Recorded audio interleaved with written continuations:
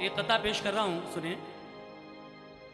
جلوے ہیں جو فردوس میں حور و قصور کے، منظر جو نظر آتے ہیں نزدیک و دور کے، جو شے بھی بنائی ہے خدا نے جہان میں، جلوے ہیں آیا سب میں محمد کے نور کے۔ جو شے بھی بنائی ہے خدا نے جہان میں، جلوے ہیں آیا سب میں محمد کے نور کے۔ اسی لیے کہنا ہے، عزیزو چاہتے ہو جو خزانہ نیک مقصد کا، عزیزو چاہتے ہو جو خزانہ نیک مقصد کا، سنو تم شوق سے یہ نور نامہ ہے محمد کا، سنو تم شوق سے یہ نور نامہ ہے محمد کا، سنو تم شوق سے یہ نور نامہ ہے محمد کا۔ عزیزو چاہتے ہو جو خزانہ نیک مقصد کا، عزیزو چاہتے ہو جو خزانہ نیک مقصد کا، عزیزو چاہتے ہو جو خزانہ نیک مقصد کا، سنو تم شوق سے یہ نور نامہ ہے محمد کا، سنو تم شوق سے یہ نور نامہ ہے محمد کا، سنو تم شوق سے یہ نور نامہ ہے محمد کا۔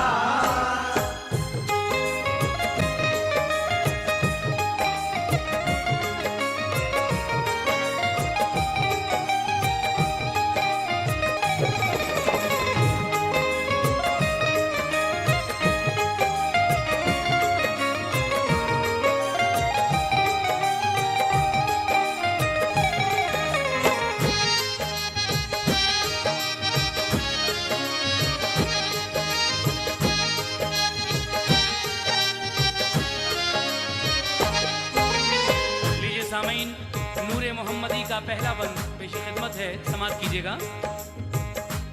سنو اے دوستو کیا شان نور مصطفی ہے، کہ جس سے خالق مطلق نے ہر ایک شے بنائی ہے، خدا کے نور کا حصہ ہے نور سرور عالم، اسی کی ذوفشانی سے وضو ہے رتبہ آدم، اگر نور محمد مصطفیٰ پیدا نہیں ہوتا، نہ ہوتی کائنات کل، نہ پھر عرش بری ہوتا، ہوئی ہے کس طرح نور نبی کی ابتدا سن لو، کہ اس بابت رسول پاک فرماتے ہیں کیا سن لو۔ رسول پاک اور جبریل ایک دن بات کرتے تھے، لب اعجاز سے آقا کے اس دم پھول جھڑتے تھے، وہاں سرکار کی شہزادی حضرت فاطمہ بھی تھیں، ادب اور ناز سے وہ اپنے بابا جان سے بولی، بڑے ہیں آپ یا جبریل یہ فرمائیے بابا،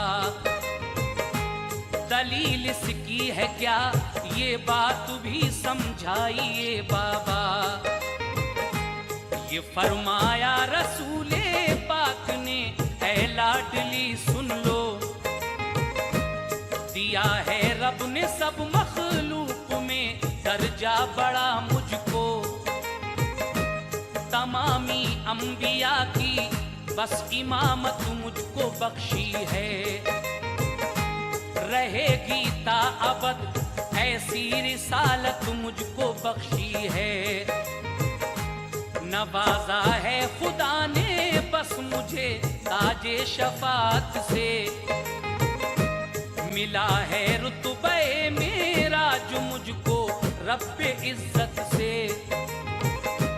कहा जिब्रील ने बासद अदब ए सरवरे आला, सिवा रब के नहीं है कोई तुम सा मर्तबे वाला। ये सच है कि मिला है रब से तुमको रुतबे आज़म। ये सच है कि मिला है रब से तुमको रुतबे आज़म। ये सच है कि मिला है रब से तुमको रुतबे आज़म। मगर मैं उम्र में तुमसे बड़ा हूँ सरवरे आलम। मगर मैं उम्र में तुमसे बड़ा हूँ सरवरे आलम। मगर मैं उम्र में तुमसे बड़ा हूँ सरवरे आलम।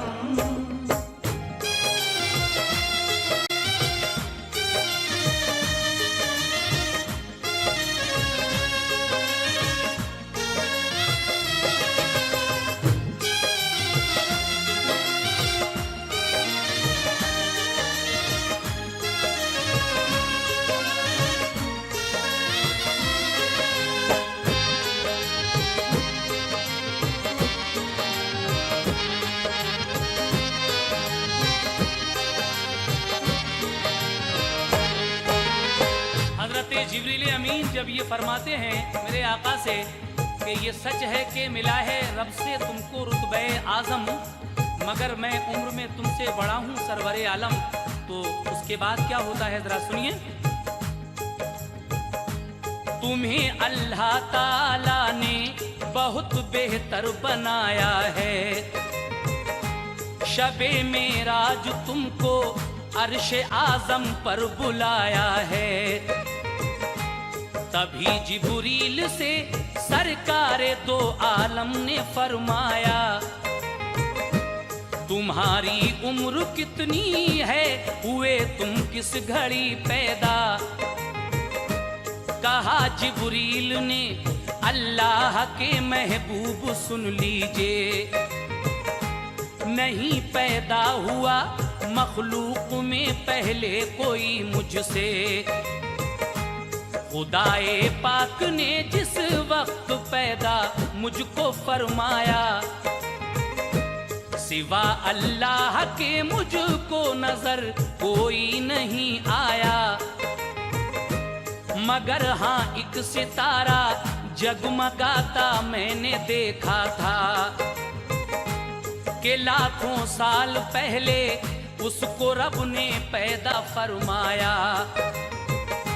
सितारा ऐसा रोशन था, फिजा सब जगमगाती थी ऐसी तेज किरने के नजर भी जम न पाती थी।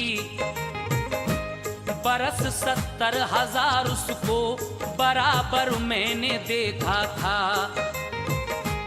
हुआ जब हुक्म खालिक का बुलंदी पर वो जा पहुंचा, ये फरमाया नबी ने जो सितारा तुमने देखा था, बताता हूँ तुम्हें तुम जान लो वो नूर मेरा था। खुदा ने जिस घड़ी वो नूर मेरा पैदा फरमाया, खुदाए पाक को उस नूर ने पहले किया सजदा। ये फरमाया खुदा ने सर उठा तू अपना सजदे से, मुशर्रफ अब करूंगा तुझको मैं एक खास रुतबे से। तू मेरा नूर है मैं तुझसे दो आलम बनाऊंगा। तू मेरा नूर है मैं तुझसे दो आलम बनाऊंगा। तू मेरा नूर है मैं तुझसे दो आलम बनाऊंगा। कि तेरे परतवे अनवर से हर शय जगमगाऊंगा।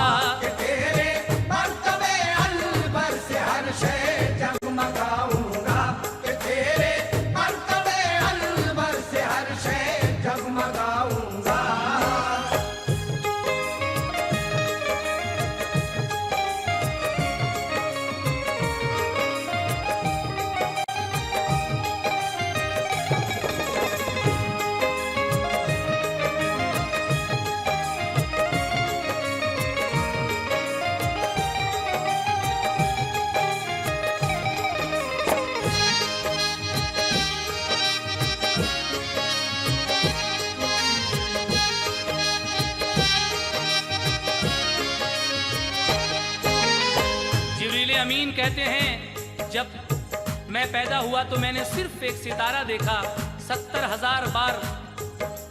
تو حضرت جبریل امین کی یہ بات سن کر آقا فرماتے ہیں جبریل وہ میرا ہی نور تھا، لیکن اس کے بعد اس نور کو پروردگار عالم نے کیا شرف بخشا، ملاحظہ فرمائیے. میرا مقصد تجھی سے ہے، مجھے تجھ سے محبت ہے، سمجھتا ہوں فقط میں ہی تو وہ راز حقیقت ہے. محبت سے تیری پیدا کیے ہیں ہم نے 10 دریا، وہ ہیں تیرے لیے ان میں ہی تو کرنا قیام اپنا. حقیقت سن تو ان کی، ان میں ہے ایک علم کا دریا، مگر جو دوسرا ہے وہ ہے ضبط و حلم کا دریا. جو دریا تیسرا ہے وہ ہے خالص عشق کا دریا، جو ہے چوتھا سمجھ لے وہ سراسر خوف ہے میرا. جو دریا پانچواں ہے اس میں شامل میری رحمت ہے. چھٹا دریا جو ہے اے نور وہ بحر سخاوت ہے. جو بحر ہفت ہے وہ شکر کا ہم نے بنایا ہے. جو دریا آٹھواں ہے عقل کا اس کو بنایا ہے. نواں ہے فقر کا، 10واں ہے خالص نور کا دریا.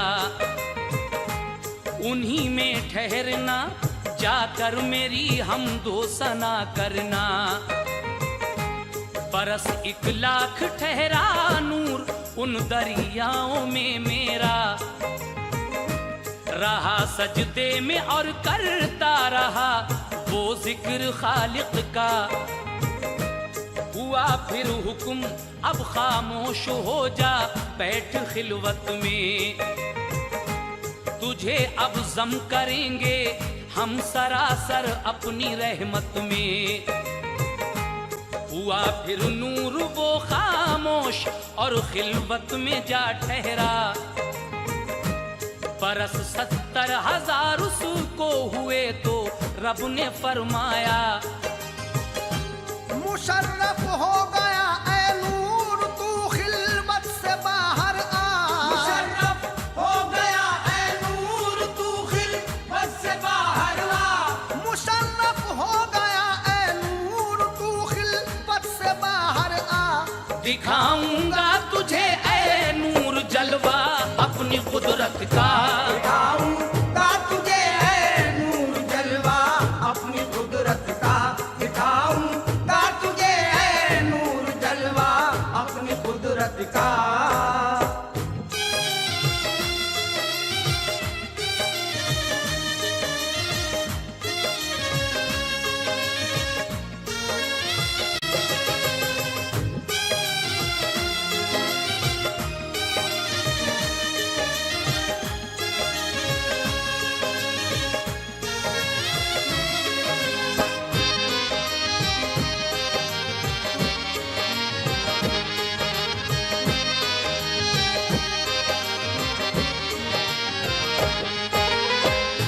فرماتے ہیں جبریل امین سے کہ 1,00,000 برس تک میرا وہ نور ان دریاؤں میں ٹھہرا، اور اس کے بعد پروردگار عالم کے حکم کے مطابق جب فرمایا اللہ تبارک و تعالیٰ نے کہ مشرف ہو گیا اے نور تو خلوت سے باہر آ، دکھاؤں گا تجھے اے نور جلوہ اپنی قدرت کا. پروردگار عالم نے اس کے بعد اس نور کو کیا کیا، سنیے گا. لکھا ہے یہ بھی پیدا ایک شجر اللہ نے فرمایا، رکھا شجر الیقین پھر نام اس کا مہر سے دیکھا. تھی شاخیں اس میں 10 وہ نہایت خوبصورت تھا. بنایا نور کو طاؤس رب نے اس پہ بٹھلایا. بنائی شکل ایک آئینہ جیسی رب اکبر نے، بٹھایا اس شجر پہ اس کو بھی خوش ہو کے داور نے، اسی آئینے میں طاؤس نے خود کے لیے دیکھا، جو دیکھی شکل اپنی خوبرو غیرت سے شرمایا، کیے سجدے خدا کو 5 پھر اس نور نے میرے، ہوئی 5 نمازیں فرض سب پر حکم خالق سے، نظر طاؤس پر جس وقت کی رب نے تو شرمایا، لگے قطرے ٹپکنے پھر پسینہ اس قدر آیا، گرے قطرے دہن سے اس طرح جیسے گریں تارے، کیے پیدا انہی قطروں سے رب نے انبیاء سارے، گرے قطرے جو پیشانی سے تو پل میں ہوا کیا کیا، کیے پھر 313 خدا نے مرسلی پیدا، ٹپک کر جب گرے لاکھوں ہی قطرے جس میں اطہر سے، خدائے پاک نے ان سے ملائک سب بنا ڈالے، گرے چشم منور سے جو قطرے 4 تو ان سے، ہوئے 4 فرشتے جو مقرب ہیں الہی کے، گرے ہیں پاک دینی سے جو قطرے تو انہیں سمجھو، گرے ہیں پاک دینی سے جو قطرے تو انہیں سمجھو، گرے ہیں پاک دینی سے جو قطرے تو انہیں سمجھو، بنایا ہے خدا نے ان سے دوزخ اور جنت کو، بنایا ہے خدا نے ان سے دوزخ اور جنت کو، بنایا ہے خدا نے ان سے دوزخ اور جنت کو۔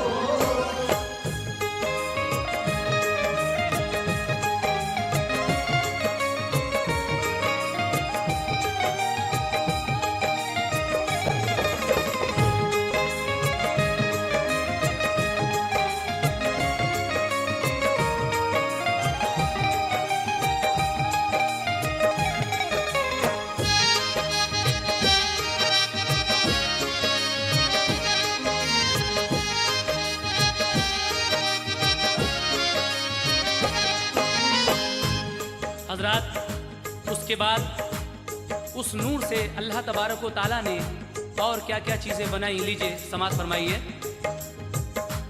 گرے گوشے مبارک سے جو قطرے 4 تو ان سے، ہوئے ہیں عرش و کرسی اور پھر لوح و قلم کن سے، گرے جو شانوں سے 2 قطرے تو با فضل حق تعالی، تو ان سے چاند سورج جگمگاتے ہو گئے پیدا،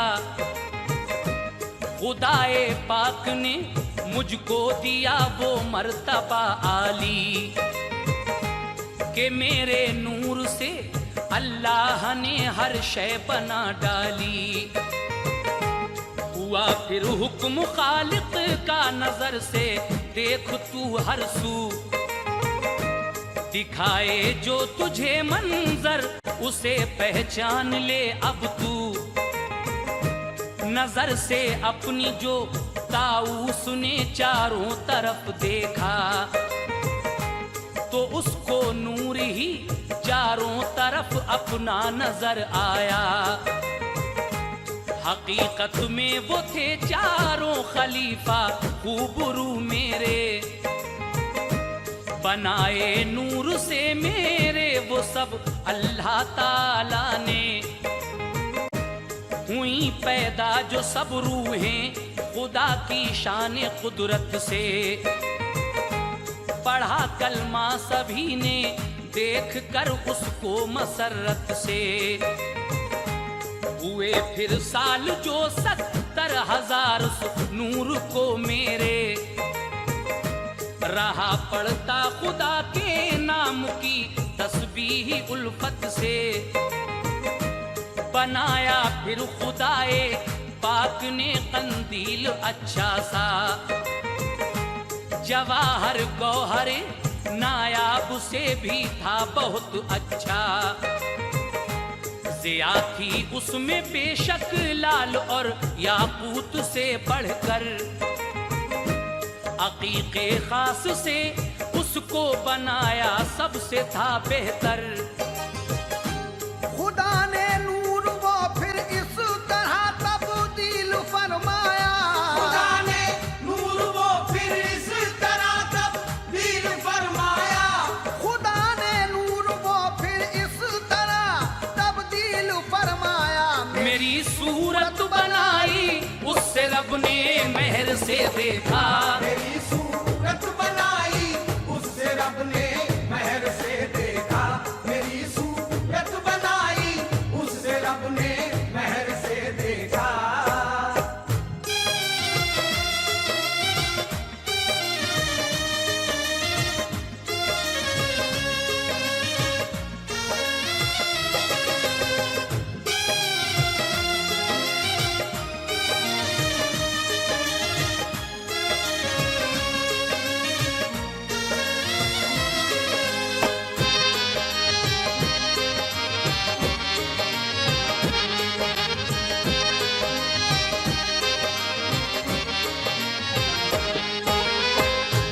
बिठाया सामने अपने किया फिर खूब नजारा हुआ फरमान रब ऐ नूर तू महबूब है मेरा किया कंदील में उसको खड़ा यूं रब्बे अकबर ने इबादत में खुदाए पाक की मशगूल हो जैसे तवाफ उसका किया फिर सारी अरवाहों ने खुश होकर बहुत प्यारा लगा सबके लिए वो चेहरे अनवर कहा फिर ये खुदा ने सुन मेरे ऐ नूर पाकीज़ा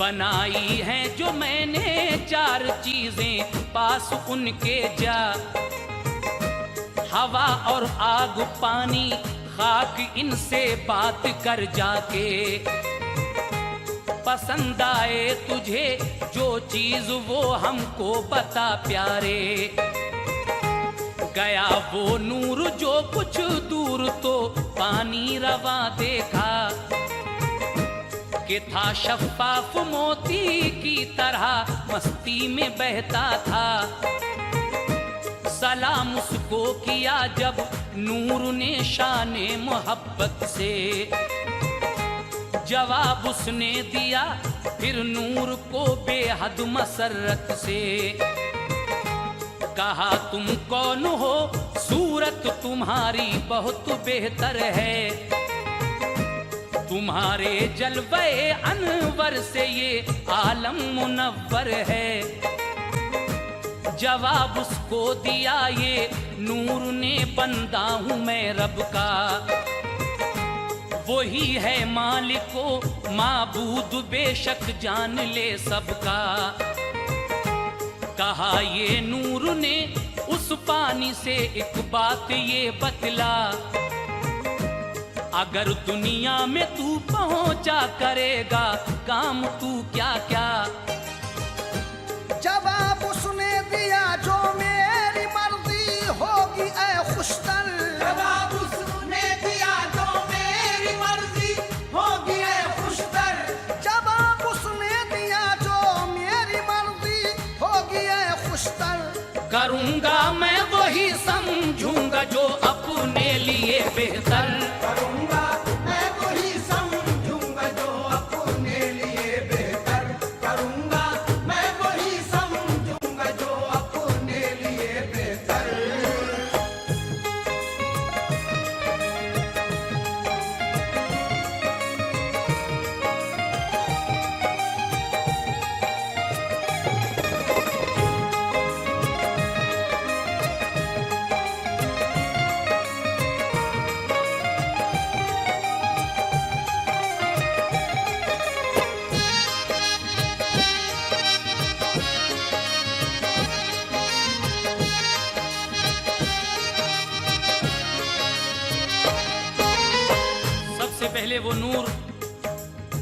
پانی کے پاس جاتا ہے اور اس پانی سے کہتا ہے کہ اگر دنیا میں بھیجا گیا تو کیا کرے گا؟ پانی جواب دیتا ہے کہ کروں گا میں وہی سمجھوں گا جو اپنے لیے بہتر۔ یہ جواب سن کر اس نور نے آگے کیا کہا پانی سے، سماعت کیجیے گا۔ کہا یہ نور نے پانی سے بھیجا بات ہے تیری، خدائے پاک کے ہم سر بھلا کیا ذات ہے تیری، جو مرضی ہو خدا کی بس وہی بندوں کو بہتر ہے، تو اپنے عیب کو بھی دیکھ کے بے کس سراسر ہے۔ کہا پانی نے پھر اس نور سے کیا عیب ہے مجھ میں، جواب اس کو دیا بندے بھریں گے گندگی تجھ میں، کرے گی پھر ہوا ہی پاک تجھ کو ہر نجاست سے۔ یہ سن کر ہو گیا شرمندہ پانی فرط غیرت سے، کہا شرمندہ ہو کر آپ ہیں بے عیب اب سمجھا، جواب اس کو دیا یہ نور نے بے عیب ہے اللہ، نبی کے نور نے پانی کو جو اس طور سمجھایا، خدا کی بندگی کرنے لگا ایمان لے آیا، نظر کے سامنے آیا جو آئینہ حقیقت کا، مسرت اور عقیدت سے پڑھا کلمہ شہادت کا، گیا پھر نور ہو کر شادماں پیش صبا پہنچا، کہا جا کر ہوا سے تو بتا مقصد ہے کیا تیرا، خدا کے حکم سے جس وقت تو دنیا میں جائے گی، کرے گی کام کیا کہنا عمل میں کس کا لائے گی، ہوا بولی کہ جو مرضی میری ہوگی کروں گی میں، جدھر جی چاہے گا میرا ادھر ہی کو چلوں گی میں۔ ہوا سے پھر کہا یہ نور نے بندے کو زیبا ہے، ہوا سے پھر کہا یہ نور نے بندے کو زیبا ہے، ہوا سے پھر کہا یہ نور نے بندے کو زیبا ہے، کرے وہ کام بندہ جو رضائے حق تعالی ہے،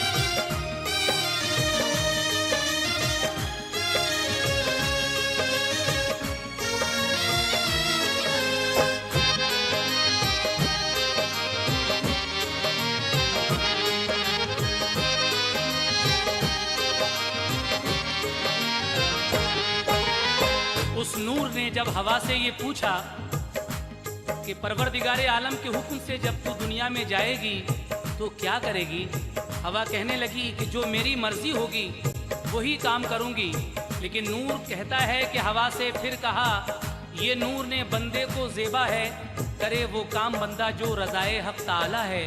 اس کے بعد سامعین کیا ہوتا ہے سنیے گا۔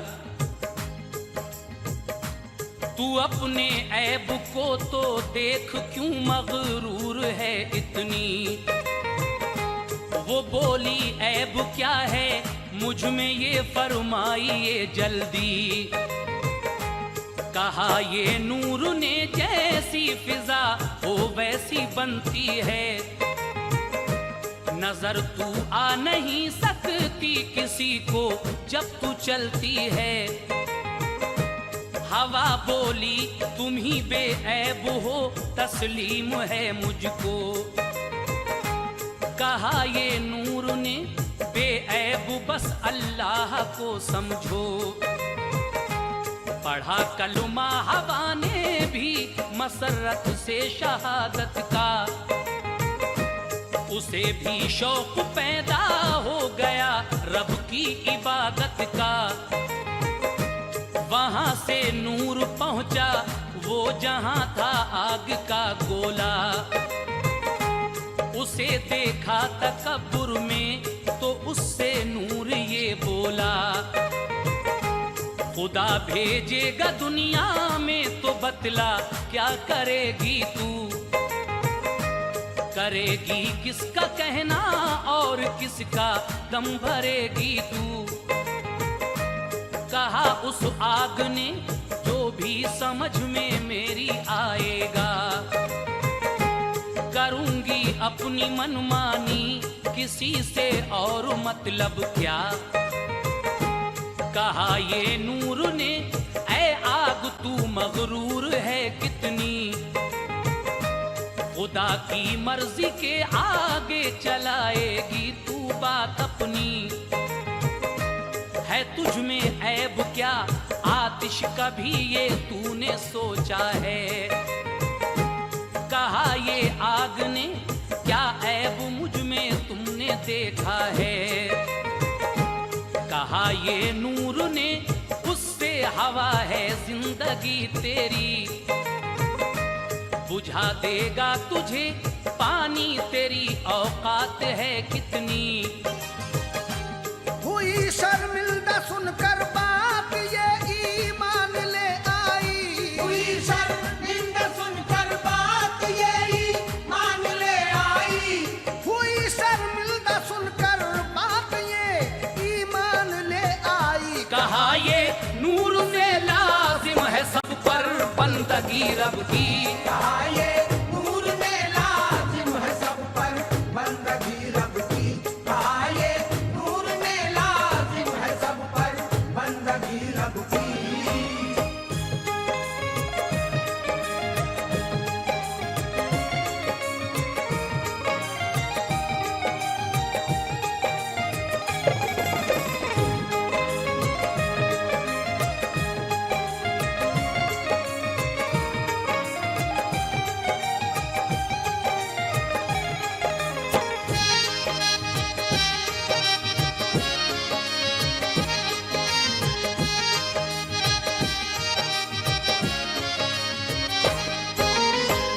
आग से ये बातें होती हैं नूर की। उसके बाद वो नूर आखिर में खाक के पास जाता है और खाक से क्या गुफ्तगू होती है। सामीन, ये बातें हज़रत जिब्रील अमीन और मेरे आका की उन बातों को पेश नज़र रखकर हो रही हैं। जिब्रील अमीन कहते हैं कि अल्लाह तबारक व तआला ने सबसे पहले मुझे पैदा फरमाया, लेकिन हुजूर कहते हैं कैसे। कहा जब मैं पैदा हुआ था तो सिर्फ एक सितारा चमकता था। उसके बाद हुजूर ने पूरी तफसील जब उस नूर की हज़रत जिब्रील अमीन को बताई, वही तफसील आप इस वक्त सुन रहे हैं। लीजिए अब खाक का ये वाक़या, खाक उस नूर से क्या कहती है और नूर खाक से क्या कहता है, समाअत कीजिएगा। वहां से नूर चलकर फिर करीबे खाक जा पहुंचा, निहायत आजिज़ी और इनकिसारी में उसे देखा। सलाम उस नूर ने उसको किया उल्फत मसरत से, जवाब उसने दिया नूरे मोहम्मद को मोहब्बत से। कहा सद आफरी किस्मत को मेरी आप आए हैं, कि मुझ ना चीज को सरकार ने जलवे दिखाए हैं। कहा फिर नूर ने ऐ खाक तू इतना मुझे बतला, खुदा भेजेगा जब दुनिया में तुझको तू करेगी क्या। कहा ये खाक ने ऐ नूर क्या औकात है मेरी, میں ہوں نا چیز مٹی سب سے کم تر ذات ہے میری خدا پر ہے بھروسہ بس خدا کا دم بھروں گی میں خدائے پاک کا جو حکم ہوگا وہ کروں گی میں زباں سے اس کی نکلا حمد باری تعالی کا نغمہ ادب سے خاک نے اس دم شہادت کا پڑھا کلمہ لگایا پھر گلے سے خاک کو نور محمد نے کہا پیدا کیا ہے نیک تجھ کو رب ایزد نے پسند آیا مجھے اے خاک تیرا باطن و ظاہر تجھی کو کر لیا مقبول میں نے اول و آخر خدائے پاک اپنی نعمتیں سب تجھ میں بھر دے گا کہ ہر شے خاک سے پیدا کرے گا خاک کر دے گا کہا جبریل نے سن کر یہ سب تسلیم کرتا ہوں کہا جبریل نے سن کر یہ سب تسلیم کرتا ہوں کہا جبریل نے سن کر یہ سب تسلیم کرتا ہوں بڑے ہیں آپ ہی سرکار میں تعظیم کرتا ہوں بڑے ہیں آپ ہی سرکار میں تعظیم کرتا ہوں بڑے ہیں آپ ہی سرکار میں تعظیم کرتا ہوں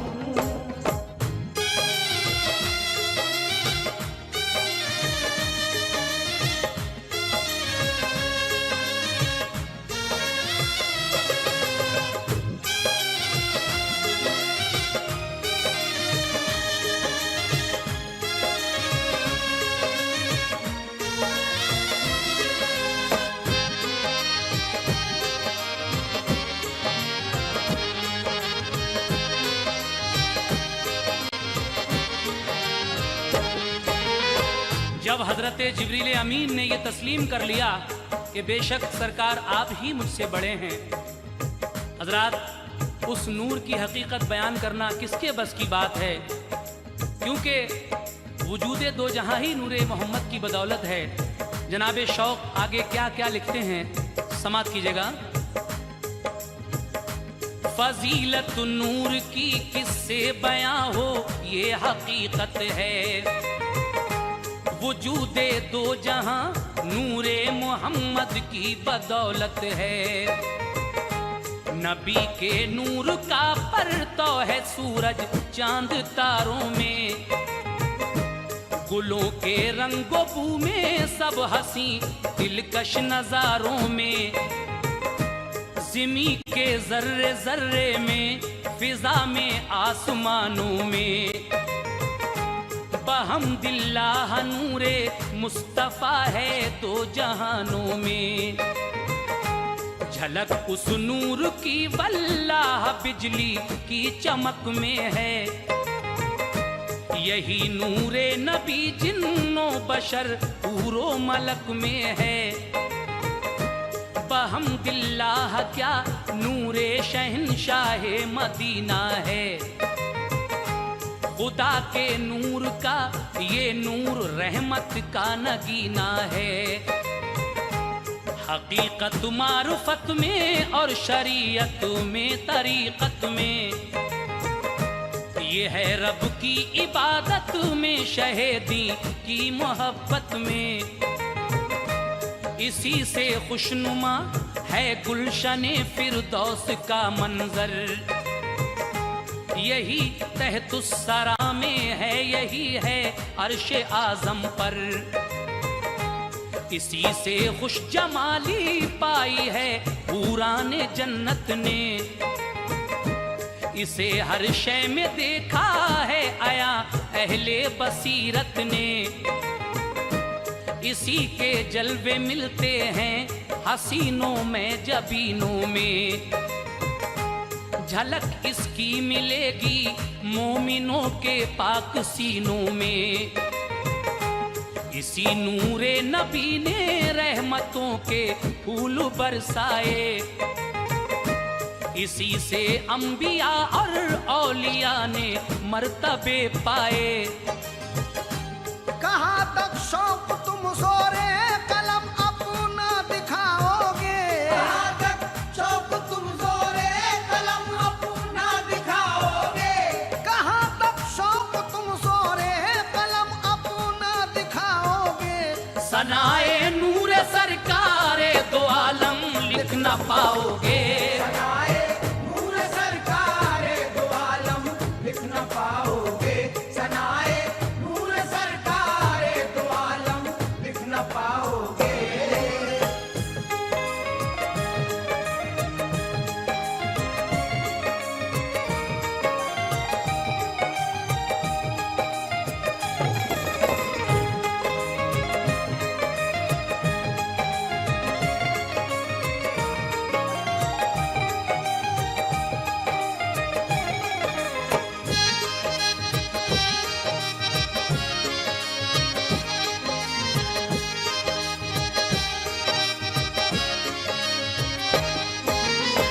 اس نور کی تعریف میں کوئی کیا لکھ سکے گا جس کی تعریف خود خدا کر رہا ہو، بندے کی کیا مجال۔ لیکن حضرات، اب وہ نور کس طریقے سے وجود انسانی میں آیا، یعنی آدم علیہ السلام کی پیشانی میں اللہ تبارک و تعالیٰ نے وہ نور کس طرح رکھا، سماعت کیجیے گا۔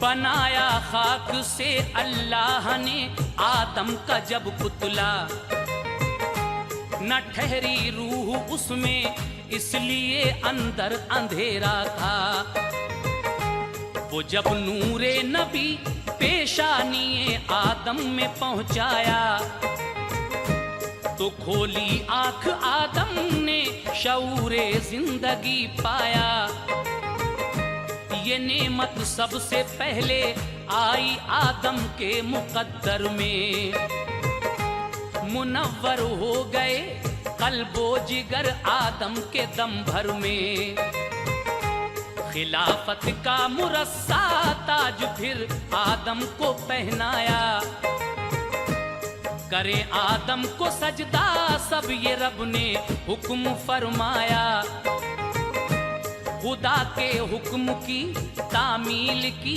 سب نے کیا سجدہ، حسد نے اور تکبر نے دیا ابلیس کو دھوکا، نہ مانا حکم رب کا نور کی عظمت نہیں سمجھا، کیا ناری گلے میں اس کے ڈالا توق لعنت کا، نہ سمجھا مرتبہ ظالم وہ نور مصطفی کا، نشانہ بن گیا ملعون وہ قہر الہی کا، وہ نور مصطفیٰ جب شیش کی پیشانی میں آیا، بدن اللہ نے ان کا مثال مشک مہکایا، خدا سے نور احمد کی امانت جس نے پائی ہے، خدا کے فضل سے تقدیر اس کی جگمگائی ہے، اسی نور محمد کا وسیلہ کام میں آیا، کہ رب نے درگزر جو حضرت آدم کو فرمایا، ہمیشہ نور نے کی رہے بری اللہ والوں کی، ہمیشہ نور نے کی رہے بری اللہ والوں کی، ہمیشہ نور نے کی رہے بری اللہ والوں کی، عقیدت نور سے تھی اس لیے روشن خیالوں کی، عقیدت نور سے تھی اس لیے روشن خیالوں کی، عقیدت نور سے تھی اس لیے روشن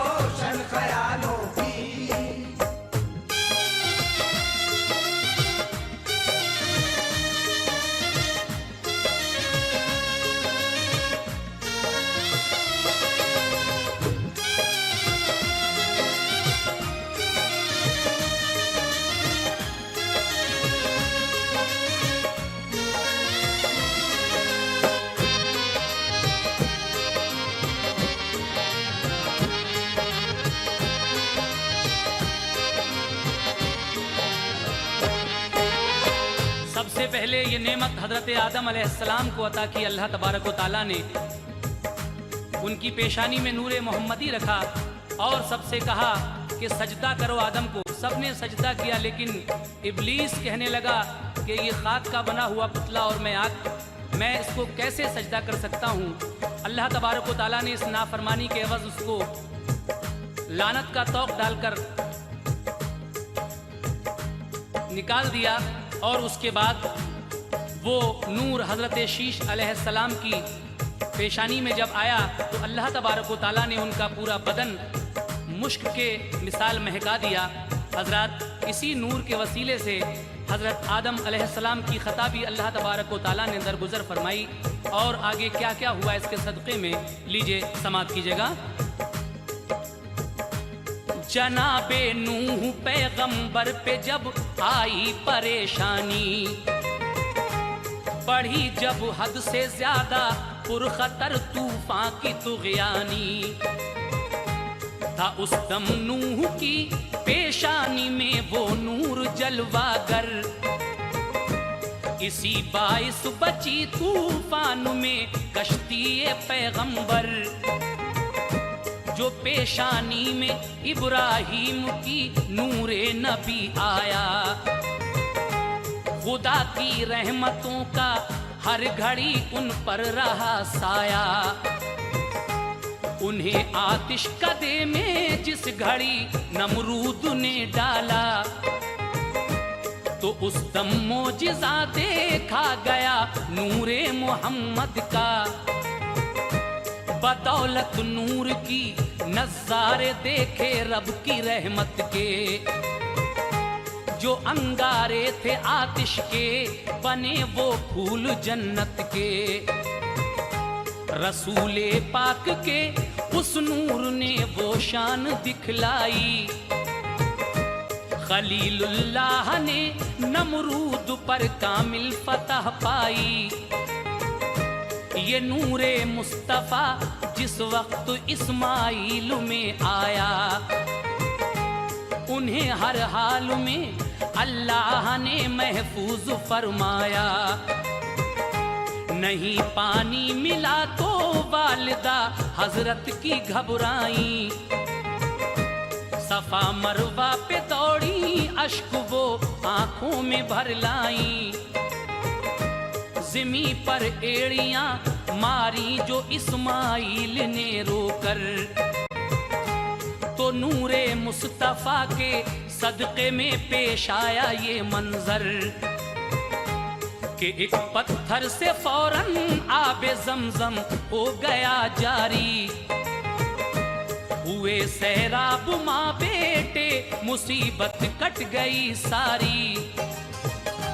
چھری بھی کچھ اثر ان کے گلے پر کر نہیں پائی، چھری بھی کچھ اثر ان کے گلے پر کر نہیں پائی، چھری بھی کچھ اثر ان کے گلے پر کر نہیں پائی. بدولت نور کے اللہ کی رحمت نظر آئی، بدولت نور کے اللہ کی رحمت نظر آئی، بدولت نور کے اللہ کی رحمت نظر آئی.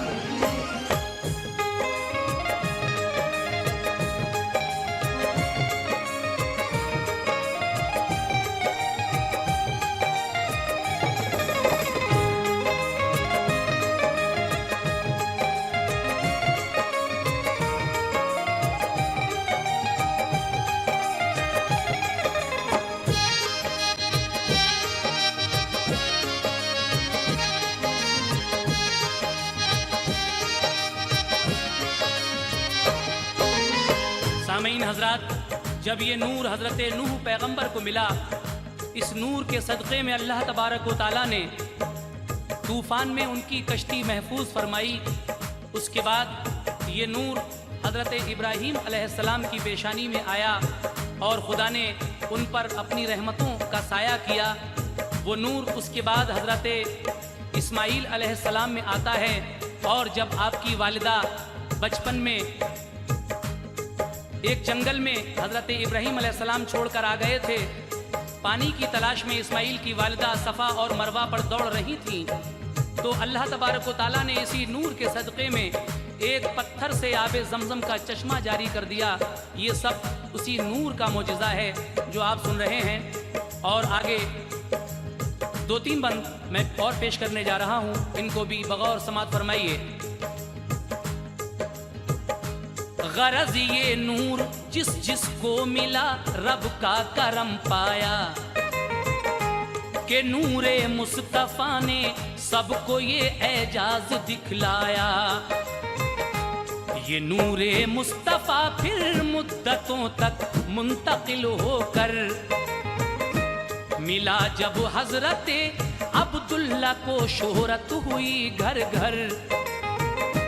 پدر سرکار کے عبداللہ بے حد خوبصورت تھے, کہ نور مصطفیٰ سے آپ ایک نورانی مورت تھے. تھی ایک خاتون دوشیزہ نہایت خوبصورت تھی, تھی عبداللہ پر شیدا بڑی دل میں محبت تھی. جناب حضرت عبداللہ جب کعبے کو جاتے تھے تو اس خاتون کو اکثر کھڑا رستے میں پاتے تھے. کھڑی رہتی تھی عبداللہ کے دیدار کی خاطر, وہ جب تک لوٹ کر آتے تھے رہتی تھی وہیں حاضر. تھا دل میں عشق اس کے وہ زباں سے کچھ نہ کہتی تھی, تھی دل میں ایک چسک دیدار کی مشتاق رہتی تھی. ہوئی جب آمنہ بی بی سے عبداللہ کی شادی, امانت آمنہ کو آمنہ کی رب نے پہنچا دی. سامعین حضرات, مکے کی ایک خوبصورت عورت حضرت عبداللہ پر دل و جان سے عاشق تھی. آپ جب کعبے کی طرف جایا کرتے تھے تو وہ دروازے پر کھڑی ہو کر آپ کا دیدار کیا کرتی تھی, اور اس وقت تک کھڑی رہتی تھی جب تک آپ واپس نہیں آ جاتے تھے. لیکن جب حضرت بی بی آمنہ سے عبداللہ کی شادی ہو گئی, اس کے بعد کیا وہ عورت اسی طرح آپ کا انتظار کرے گی؟ لیجئے سنیے گا. گئے عبداللہ جب کعبے کو دوشیزہ نے منہ پھیرا, کہا عبداللہ نے کیا بات کیوں مجھ کو نہیں دیکھا. کہا کہ آپ کی پیشانی میں جو نور دیکھا تھا اسی کی تھی تمنا نور, وہ تم نے کسے بخشا. امانت نور کی تم سے وہ جس بی بی نے پالی ہے, امانت نور کی تم سے وہ جس بی بی نے پالی ہے, امانت نور کی تم سے وہ جس بی بی نے پالی ہے. میں ہوں قسمت کی ہیٹی وہ بڑی تقدیر والی ہے. میں ہوں قسمت کی ہیٹی وہ بڑی تقدیر والی ہے. میں ہوں قسمت کی ہیٹی وہ بڑی تقدیر والی ہے.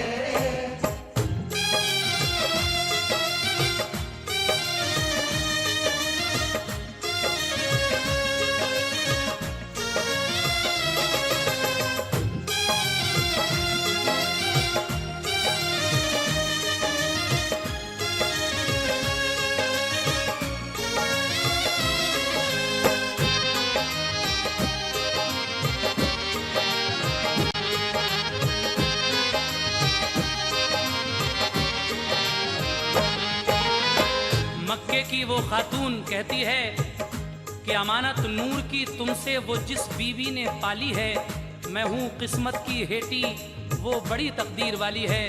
سامعین, نور محمدی صلی اللہ تعالیٰ علیہ وسلم اس کیسٹ کا آخری بند سماعت کیجیے گا, اور حضرت جنید بغدادی رحمۃ اللہ علیہ کا واقعہ بھی مارکیٹ میں آ چکا ہے, آپ اس کیسٹ کو ضرور سنیے. ویسے عید میلاد النبی, حضور کا بچپن, سیرت رسول, حیات رسول, حضور کا آخری حج, جو کیسٹ آپ نے سنی ہے یہ کیسٹ اسی سلسلے کی چھٹی کڑی ہے. اس کو توجہ کے ساتھ سنیں اور یہ آخری بند شوق صاحب نے جو لکھا ہے اس پر غور فرمائیں. بخار آیا جو عبداللہ کو تو بگڑا حال ان کا، اچانک حکم رب سے ہو گیا پھر انتقال ان کا. خدا نے چاہا کہ محبوب کا ثانی نہ ہو پیدا، اسی باعث جناب آمنہ کو کر دیا بیوہ. فرشتے آمنہ کو اب سلامی دینے آتے تھے، پیغمبر ہر مہینے آ کے خوشخبری سناتے تھے. فلک سے چاند تارے آتے تھے تعظیم کی خاطر، حضوری میں فرشتے رحمتوں کے رہتے تھے حاضر. جناب آمنہ کا جسم خوشبو سے مہکتا تھا، حقیقت میں یہ سب صدقہ تھا نور مصطفی کا. بشر کا پہن کر جامہ وہ نور مصطفیٰ آیا، کہ تا انسان بھی سب دیکھ لیں سرکار کا جلوہ. نبی تشریف جب لائے پرندے چہچہاتے تھے، نسیم صبح کے جھونکے خدا کی حمد گاتے تھے. ملک جن و بشر مخلوق رب کی سب مگن ہو کر، ملک جن و بشر مخلوق رب کی سب مگن ہو کر، ملک جن و بشر مخلوق رب کی سب مگن ہو کر. سلام شوق پڑھتے تھے ادب سے اپنے آقا پر، سلام